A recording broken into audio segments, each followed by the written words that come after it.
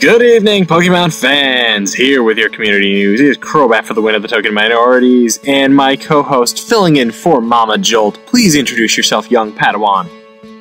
What's up, guys? It's your boy Fog, Keegan, however you want to refer me as, and don't worry, guys, I'm only 96 episodes of Mario Party away from being a full TTM member at this point, so hopefully you'll see me here a lot more often. I'm holding Jolt to that one, by the way. Anyway. Yeah, that one's on him. Yeah, it sure is. Anyway, it feels great to be back this week, especially after being one of the 7 billion blessed people on this planet who got to go see the Green Day concert last week. Cut it out! Let's jump into our first story this week. Our first story involves our very own Mama Jolt. He received this strange letter in the mail at his home in Cornfield, Iowa. There's no return address on it. Perhaps it's a secret letter from a hot blonde that Jolt used to like, or maybe it's from President Trump. Or could it be a jury duty summons? Nah, I think it's probably the hot blonde. God only knows what's in this letter, and Jolt is scared to open it. What do you think is in Jolt's mystery letter? Please let us know in the comments below. Also, please tell Jolt to man up and just open the darn letter. Prior to covering this story, the TTM Drama Alert news stopped by the Staples Copy Center. I mean, it was only fitting that we do. And the next story this week is one including Sock and Aiden in our GBA fan server that we all know and love, has decided to host a tournament. But this is not just any tournament, this is a draft tournament. This isn't like any other draft tournament you've ever seen. This is one exactly like your very own March Madness over here at TTM. Exactly 160 people as well. Hey, Fog, let me be Sock for a moment. Hey man, can I copy your homework? Sure, bro, just change a few things so it's not obvious. Okay, done. And that, my friends, is how this tournament was born. No, I'm joking, not. Sock, has been very good about giving TTM credit for the idea. He was very open with it being a March Madness kind of clone. And we wish him well with it. Also, bro, if you could let me back in your server, I promise I won't swear in it anymore. That would be greatly appreciated.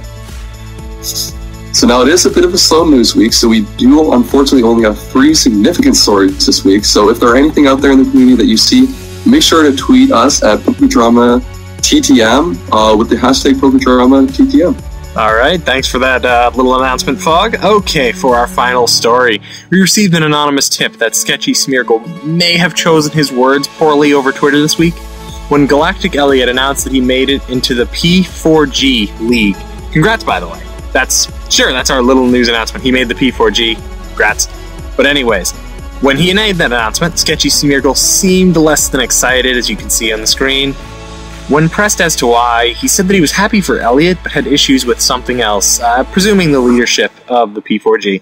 We have some facts. We know that Sketchy Smeargle asked to be in the P4G and apparently didn't make it. After the tweets to Elliot were out, Sketchy Smeargle also wrote this on his Twitter. So I don't have to ask. Leagues come to me and not the other way around. Some interpreted this as meaning that leagues always go to him and that he doesn't ask, which seems pretty hypocritical because he asked to be in the P4G. I could see how his comment could be interpreted that way, but I don't see harm in the statement. I actually think he meant this tweet as a goal to strive for, not as a state of being right now. That said, the whole thing could have been avoided and should have been avoided. Words should have been chosen more carefully, and frankly, just if you have to spread some negativity, it's probably best just not to say it, Remember, kids, if you don't have something nice to say, just don't say it publicly. It's not... You won't end up on PokeDrama TTM that way. So, alright, that's the last story. That's all for PokeDrama TTM today. That's not the last story today. It's not? I've got the mic. We have to give the fans what they want to be hearing about. So the whole Tinder scandal, which has been unfortunately asked to be reported on multiple times here, Dan, so I'm kind of disappointed you haven't covered it. I wonder why you haven't covered it. For those who don't know, there's been some rumors going around the Twitterverse that Danson has been using all the t-shirt money earned from the TTM March Madness to buy coffee for Tinder chicks all over the United States of America. He's been going around just prowling for all these poor women and using our hard-earned t-shirt money and all our strong league battling skills to benefit himself. That's all I'm going to say. Take it as you will. This is what I've been hearing around the streets. Though, if you do want to see Dan's Tinder skills at work, there might be a stream in Dan's near future where he will explain what all this money has gone to use for. I have no words right now, and I have not prepared a defense against these allegations. So I'm going to go consult with my attorney. I will be back next week, stronger than ever, and I'll have some legal advice next to me. Anyway, have a great weekend, guys, and remember, don't be like Under the Radar, who gets drunk, sleeps in his ex's bed with someone else, and then writes about it on Twitter. If you don't do that, you will definitely have a great weekend. It works 100% of the time, 78% of the time. Anywho, see you next week, and my attorney, blah blah blah, attorney at law, will be here with me. That's great. Also, I do approve of Kelly's actions. Definitely take those out. If you guys can get 3 likes on a day's Token Minorities Drama Alert video, the Token Minorities channel now over 3,330 subscribers. See you guys next week with some more drama. Explode, explode.